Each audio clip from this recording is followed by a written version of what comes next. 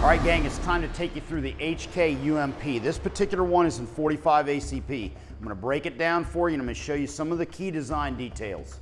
First thing, I gotta clear it out. Mag out, visually inspected chamber, weapon is empty.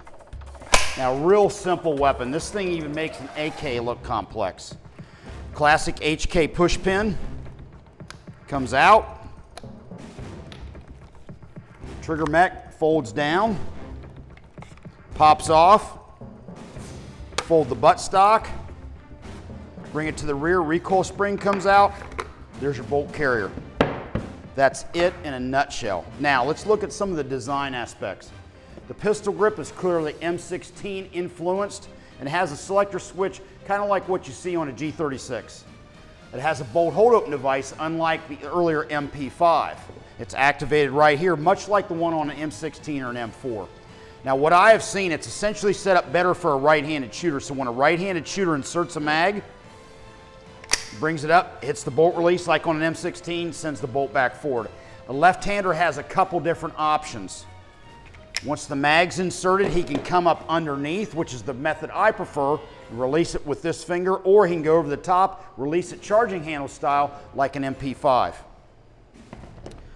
Now, unlike an MP5, this is not a roller lock gun. It's a straight blowback gun, but it does have a firing pin safety. That's so you don't have an inertia fire or slam fire as it goes forward. Now, one of the problems with that is a very reliable gun. No doubt the bolt mass is part of the issue, but it has a little bit of thump coming back and forth, and the cyclic rate is a little bit higher than you might like. To me, this is really a gun that's just a short burst fire gun, or mainly a gun you're going to run on semi-automatic only. They're dead-ass reliable despite the fact they have the infamous double column single position feed magazine like the grease gun. Now, my personal experience with the UMP and the grease gun, they're both super reliable guns despite the fact they have that single position feed. That may be more of an issue with 9mm subguns of yesteryear like the MP40 or the Sten gun, but in 45 ACP it doesn't seem to be a problem. Now, when you set one of these up, and we'll talk about how you can set up yours here at home in a minute, but when you set one of these up, there's a few accessories you're going to need. You're going to need rails because they don't come with it. And these rails I got on the top and the sides I got from hkparts.net. That's hkparts.net. Adam Weber is the guy I deal with. He's the owner and he'll take good care of you.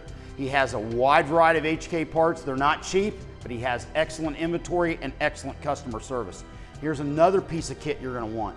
You're going to want this hand stop up front. Now, it also acts as a double sling loop for left or right-handed shooters, but it also prevents you sliding your hands off the front and getting it in front of the muzzle, which is a problem with the old MP5 unless you had a hand stop. More than one person shot off the end of their finger that way.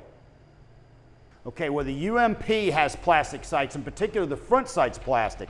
Now, one of the things I did, I replaced it with a tritium front sight. Now, a modification I made, a custom mod if you will, is I trimmed off the front of the hood, so when I mount a red dot sight like a micro, which is tailor-made for guns like this, that hood doesn't interfere with the dot in my sight picture. And next thing I want to cover is how you mount a sling on it. Let me go get my Vickers sling.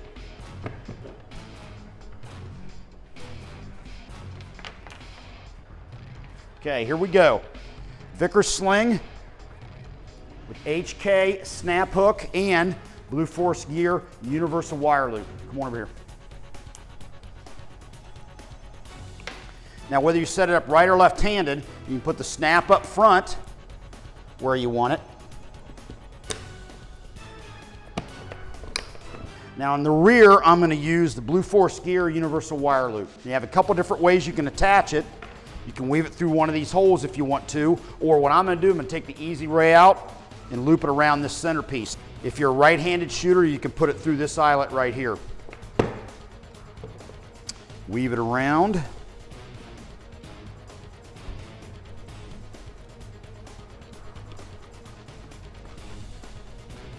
All right, now once you have it in place, take the sling,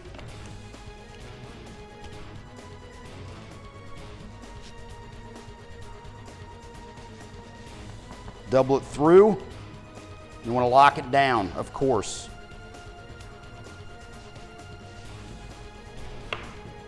Your sling is set and ready to go. Once again, you can set it up left or right-handed use. Okay, before I put this puppy back together, let me talk you through how you can get your own version of the UMP. Now, guns like this are dealer samples and they only go to Class 3 dealers. But HK makes a semi-automatic version of this gun called the USC. It takes a 10-round magazine, has a thumb hole stock for import regulations. Now, if you get on hkpro.com, that's hkpro.com, and you look around on that forum, you will find individuals that make the appropriate US-made parts to convert your USC into a dead nuts semi-automatic look-alike of the UMP. You register it as a short-barreled rifle if it applies in your state, and now you essentially have a semi-automatic only UMP. As a matter of fact, my good buddy Clint Lynch of former FN fame from a couple years ago on the show has one like that. These are great guns. Really, in a lot of ways, they embody the classic grease gun. Very simple, very effective, very reliable. If you like 45 ACP, you need to sign up for one of these. Hey, thanks for watching the Vickers Tactical YouTube channel. To subscribe, click here. And to watch some of my favorite videos, click here. Have a good one. LAV out.